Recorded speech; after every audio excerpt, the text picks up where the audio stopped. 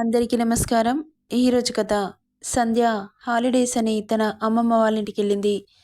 ఎలా ఉన్నావు సంధ్య అని అడిగింది సంధ్య అత్త. బాగున్నానత్త. అమ్మ వాళ్ళు బాగున్నారా? బాగున్నారు. మావయ్య ఎక్కడా? పొలం పనులకు వెళ్ళాడు.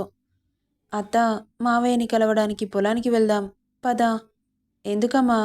మీ మావయ్య ఇంటికొస్తారు. లేదు, నేను మావయ్యని కలవాల్సిందే అంటుంటే, సరే నువ్వెళ్ళు, నేను వస్తున్నా అంటూ తనని పంపించి లోపలికెళ్ళింది లక్ష్మి. ఇక మావయ్యని చూడాలన్న ఆశతో పొలానికెళ్ళింది సంధ్య. దారిలో వెళ్తుండగా సడన్గా ఓ బైక్ వచ్చి ఆమె ముందు ఆగింది. ఎవరా అని టక్కున వెనకడుగు వేసింది సంధ్య.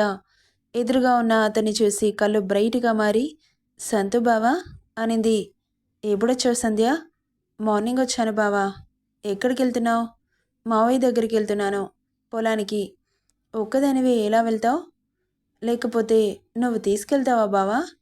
తప్పకుండా ఎక్కువ అన్నాడు. సరే అంటూ అతని బైక్ ఎక్కి కూర్చుంది సంధ్య. ఇక బైక్ అక్కడి నుండి దూసుకెళ్ళిపోయింది. ఇంకేంటి సంధ్య విశేషాలు? కాలేజ్కి వెళ్తున్నావా? వెళ్తున్నాను బావా. నువ్వేం చేస్తున్నావు? నేను పొలం పనులకు వెళ్తున్నాను. కాలేజ్కి వెళ్ళట్లేదా? వెళ్తున్నాను, వారానికి 3 సార్లు అన్నాడు. అదేంటి బావా, వారానికి 3 సార్లు వెళ్ళడం ఏంటి? పొలం ఉంటే ఎలా ఉంటుందో తెలుసుగా. అటు చదవడం ఇటు పనులు చేయడం అంటే కష్టంగా ఉంది అంటుంటే మాట్లాడలేదు సంధ్య. ఇక పొలం రావడంతో బైక్ ఆగింది. ఎదురుగా శ్రీనివాస్ వరి కోస్తూ కనిపించాడు. పరిగెత్తుకుంటూ వెళ్ళి మావయ్య అని హత్తుకుంది. ఎప్పుడొచ్చావు సంధ్య అన్నాడు కోడల్ని దగ్గరికి తీసుకుంటూ. మార్నింగ్ వచ్చాను మావయ్య. అమ్మ వాళ్ళు ఎలా ఉన్నారు? బాగున్నారా? ఇక్కడికి ఎలా వచ్చావు? సంతు బావ తీసుకొచ్చాడు. సరే సరే, నేను ఇంటికి వస్తాను పదా. ఇంత దూరం రావడం అవసరమా? నిన్ను చూడకపోతే నాకు తోచదు మావయ్య. సరే మీరు ఇంటికి వెళ్ళండి, నేను పని పూర్తి చేసుకొని వస్తాను అని పంపించాడు. సరే మావయ్య, త్వరగా రావాలి. తప్పకుండా అన్నాడు. ఇక నవ్వుకుంటూ అక్కడి నుండి వెళ్ళిపోయింది సంధ్య. నువ్వేంటి సంధ్య, ఇంత సడన్గా ఎందుకు వచ్చావు? ఏ రాకూడదా అంది. అయ్యో అది కాదు అంటూ మాట్లాడుకుంటూ వెళ్ళారు. ఇక ఇల్లు రావడంతో బైక్ ఆపి ఇద్దరు లోపలికి వెళ్ళారు. అలా ఒక వారం రోజులు అక్కడే గడిపింది సంధ్య. సంతు అటు పొలానికి ఇటు కాలేజ్కి వెళ్తున్నాడు. సంధ్య సంతుతో కలిసి పొలానికి వెళ్ళడం నేర్చుకుంది. నీకు కాలేజ్ లేదా? నాతో తిరుగుతున్నావేంటి? బావా, యాక్చువల్గా నేను ఇక్కడికి ఎందుకు వచ్చానంటే అని నసుగుతూ ఉంది సంధ్య. ఏమైంది, ఎందుకు వచ్చావు? నన్ను తిట్టావు కదా అనింది. ఏంటో చెప్పు. తిట్టను. నేను ప్రెగ్నెంట్ బావా అనగానే ఒక్కసారిగా షాక్ కొట్టినట్లు బిగుసుకుపోయాడు సంతో. ఏంటి, ప్రెగ్నెంటా? అవును బావా.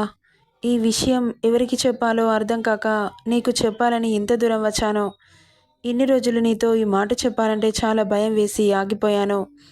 ఇక ఎలాగో చెప్పక తప్పదు అని ఈరోజు చెబుతున్నాను అంటుంటే కోపంతో కొట్టడానికని చేయెత్తాడు. అతను ఎక్కడ కొడతాడో అని కళ్ళు గట్టిగా మూసింది. ఛీ, నువ్విలా చేస్తావని అస్సలు అనుకోలేదు. కొంచెం కూడా సిగ్గులేదా? అలా ఎలా ఈ పని చేశావు? నీ ఏజ్ ఏంటి, నువ్వు చేసిన పనేంటి అంటూ అరిచాడు సంతు. నువ్వు నా కళ్ళ ముందు నుండి వెళ్ళిపో, నిన్ను చూస్తుంటే అసహ్యం వేస్తోంది అంటున్న అతని మాటలకి ఏడుస్తూ, క్షమించు బావా అంటూ కాళ్ళ మీద పడి ఏడుస్తూ ఉంది.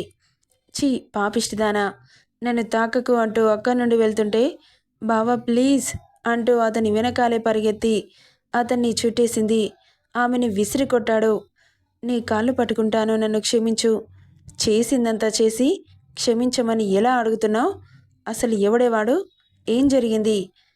ఇప్పుడు నీ కడుపులో పెరుగుతున్న ఈ పాపాన్ని ఏం చేస్తావు అంటుంటే చెప్పడం మొదలుపెట్టింది. నేను కాలేజ్కి ప్రశాంతంగా వెళ్తున్నాను, వస్తున్నాను. ఒకరోజు నా మొబైల్కి అన్నోన్ నెంబర్తో కాల్ వచ్చింది. సారీ అండి, రాంగ్ నెంబర్ అని పెట్టేశాను. అలా రోజు ఆ నెంబర్ నుండి చాలాసార్లు కాల్స్ వచ్చేవి. ఇంకా అలా మాట్లాడి మాట్లాడి ఆ అబ్బాయితో పరిచయం పెంచుకున్నాను. ఒకరోజు తన ఒంట్లో బాలేదని 5,000 ట్రాన్స్ఫర్ చేయమని చెప్పాడు. ఇక హెల్త్ ఇష్యూ కదా అని బాధ అనిపించి ట్రాన్స్ఫర్ చేశాను. అలా ఏదో ఒక సాకు చెప్పి ఒకసారి 10,000 ఇంకోసారి 15,000 అలా అప్పుడప్పుడు నా దగ్గర డబ్బులు తీసుకునేవాడు. మళ్ళీ ఇస్తానంటూ. ఇక ఒకరోజు డైరెక్ట్గా కలుద్దామని చెప్పాడు. సరే అని రెస్టారెంట్కి వెళ్ళాను. ఇక నన్ను చూసి తెగ సంతోషపడిపోతూ నువ్వు సంధ్య అంటూ పరిగెత్తుకుంటూ వచ్చి నన్ను హత్తుకున్నాడు. చాలా అందంగా ఉన్నావు. ఇంత అందంగా ఉంటావని నేను అనుకోలేదు. నేను కూడా అతన్ని చూసి చాలా ఎక్సైట్ అయ్యాను. ఇద్దరం కలిసి లంచ్ చేసి సిటీ మొత్తం తిరిగాం. రాత్రికి ఇంటికి వెళ్దామన్నాను కానీ, ఆగు సంధ్య, ఇలాంటి రోజు మళ్ళీ రాదు అంటూ హోటల్లో రూమ్ బుక్ చేశాడు. అసలేం చేస్తున్నాడో అర్థం కాలేదు నాకు. ఏం చేస్తున్నావు ఆనంద్ అన్నాను. చెబుతాను అంటూ నన్ను రూమ్కి తీసుకెళ్ళాడు. లోపలికి వచ్చి డోర్ వేసి, ఇంకా అర్థం కాలేదా సంధ్య అన్నాడు. నాకు చాలా భయం వేస్తుంది. ఎందుకు రూమ్ బుక్ చేశావు అన్నాను. నిన్ను ఈరోజు సిటీ మొత్తం తిప్పాను. ఎందుకు తిప్పావని అడగలేదెందుకు? రూమ్ బుక్ చేస్తే ఎందుకు బుక్ చేశావని అడుగుతున్నావు? అది వేరు ఇది వేరు. పెళ్ళికి ముందు ఇలా కలవడం చాలా తప్పు. ఏం తప్పులేదు. తిరిగితే తప్పులేదు కానీ పడుకుంటేనే తప్పొచ్చిందా అన్నాడు దగ్గరికొస్తూ. ప్లీజ్ ఆనంద్, నాకు భయం వేస్తోంది. నీ భయాన్ని నేను పోగొడతానుగా. మనిద్దరం చాలా చిన్నవాళ్ళం. మనకి లైఫ్ చాలా ఉంది. ఇంత చిన్న ఏజ్లో ఇలా చేయడం చాలా తప్పు. అస్సలు తప్పు కాదు అంటూ నన్ను హత్తుకున్నాడు. టీనేజ్ కదా.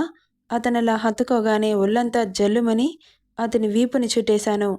ఇక నా ఒంటి మీద ఒక్కో వలువలు దూరమయ్యి నా శరీరం మొత్తం ముద్దులు పెట్టి వాడి వశం చేసుకున్నాడు.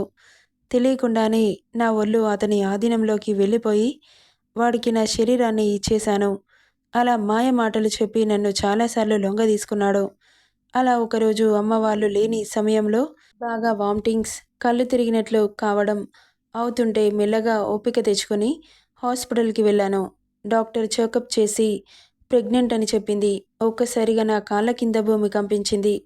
ఏం చేయాలో పాలుపోవట్లేదు. ఈ విషయం ఇంట్లో తెలిస్తే నన్ను చంపి పాతేస్తారు. ఆనంద్కి కాల్ చేశాను. హలో సంధ్య, గుర్తొచ్చానా? ఇలా కాల్ చేశావు అని అడిగాడు. నీకు విషయం చెప్పాలని కాల్ చేశాను. ఏంటో చెప్పు. లాడ్జ్కి వెళ్దామా అన్నాడు. అది కాదు, నేను ప్రెగ్నెంట్ అని చెప్పగానే అటువైపు నుండి ఏం సమాధానం రాలేదు. హలో ఆనంద్ అన్నాను. హా అన్నాడు. ఏం చేద్దాం అన్నాను. అదేంటి, నువ్వు ప్రెగ్నెంట్ అయితే నేనేం చేయాలి అన్నాడు నార్మల్గా. ఒక్కసారిగా బుర్ర పని చేయలేదు వాడి మాటలకి. అదేంటి ఆనంద్ అలా మాట్లాడుతున్నావు? నీ వల్లే కదా నాకు ప్రెగ్నెంట్ వచ్చింది. నాకేం తెలుసు ఎవరి వల్ల వచ్చిందో. నేను రోజు ఇద్దరు ముగ్గురితో తిరిగినట్లు నువ్వు కూడా తిరిగి అలా తెచ్చుకున్నావేమో అంటుంటే ఆనంద్ అంటూ అరిచాను. ఎందుకలా అరుస్తున్నావు? అరిచినంత మాత్రాన నీ కడుపుకి కారణం నేనవుతానా అని కాల్ కట్ చేశాడు. ఇక ఎన్నిసార్లు చేసినా లిఫ్ట్ చేయలేదు.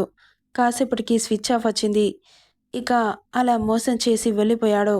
ఈ విషయాన్ని ఎవరికి చెప్పాలో అర్థం కాక నాలో నేనే కుమిలిపోతున్నాను. సడన్గా నువ్వు గుర్తొచ్చావు. వాడిని ఎలాగైనా వెతికి తీసుకురా బావా అని ఏడుస్తుంటే, తీసుకొస్తే ఏం చేస్తావు? పెళ్లి చేసుకుంటావా? చేసుకున్న తర్వాత మోసం చేసి వెళ్ళడన్న నమ్మకమేముంది అంటుంటే ఏడుస్తూ అతన్నే చూస్తోంది తప్ప మాట్లాడలేదు.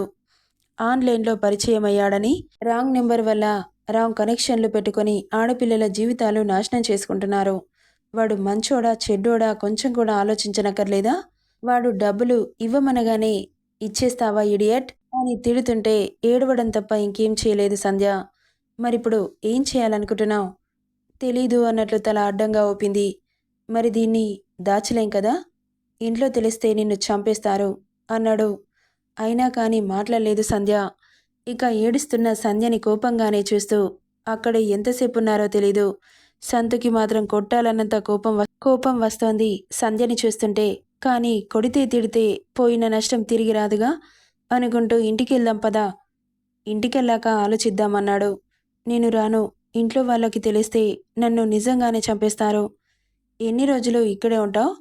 మరి నేను ఎక్కడికైనా వెళ్ళిపోతాను అంటున్న సంధ్య మాటలకి నోరు మోసుకొని ఇంటికి పద అంటూ ఆమెను బలవంతంగా ఇంటికి తీసుకెళ్లాడు.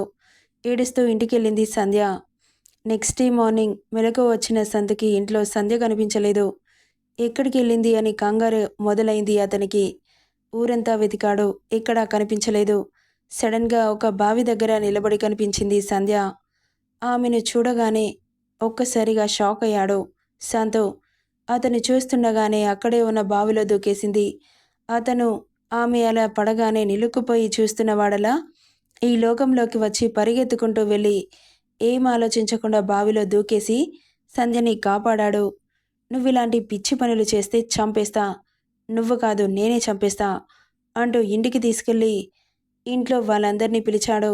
సంధ్య అమ్మ నాన్నని కూడా పిలిపించి జరిగిన విషయం చెప్పి నేను తనని పెళ్లి చేసుకోవాలనుకుంటున్నాను అన్నాడు.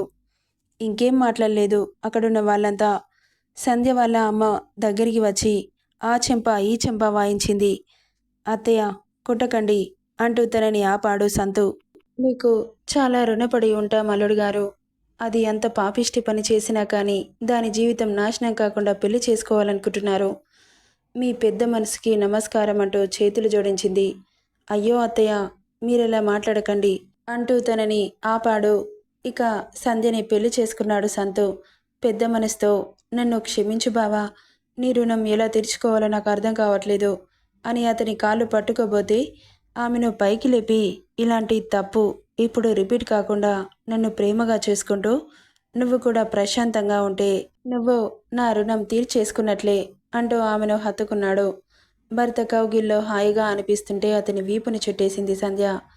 ఇక ఆమె పేదాలని గాఢంగా ముడేసి అతని ప్రేమని అంత ముద్దులో తెలియజేశాడు. ఆమెను బెడ్ మీదకి చేర్చి ఆమె మీదకి చేరిపోయాడు. అతని స్పర్శలో ఆమె ఒళ్ళు కంపిస్తుంటే అతని వీపుని గట్టిగా చుట్టేసి అతని గుండెలపై ముద్దు పెట్టింది. ఆమె పైటని తప్పించి పొంగిన ఎద సంపదని చూస్తుంటే అతని ఒంట్లో కోరికలు ఉరకలు వేస్తున్నాయి. ఇక క్షణం కూడా ఆగకుండా ఆమె మీదకి యుద్ధానికి దిగాడు. ఇద్దరి కలయిక తెల్లారే వరకు ఆగలేదు. అలసి సొలసి అతని గుండెలపై నిద్రపోయింది.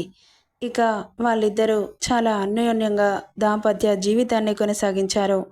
అలా రోజులు గడుస్తున్నాయి. సంధ్య గర్భం రోజురోజుకి పెరుగుతోంది. ఇక 9 నెలలు కూడా రానే వచ్చాయి.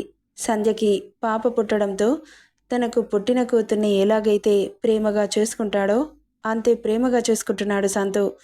భర్త ప్రేమకి బానిసయ్యి ఒకరిని విడిచి ఒకరు ఉండలేనంత ప్రేమగా మారిపోయారు సంధ్య సంతు. అతని ప్రేమకి ప్రతిరూపంగా ఈసారి సంతుకి కష్టానికి ఫలితంగా 2 సంవత్సరాలకి కొడుకు కూడా పుట్టాడు. ఇక జీవితాంతం సుఖ సంతోషాలతో హాయిగా ఉన్నారిద్దరు.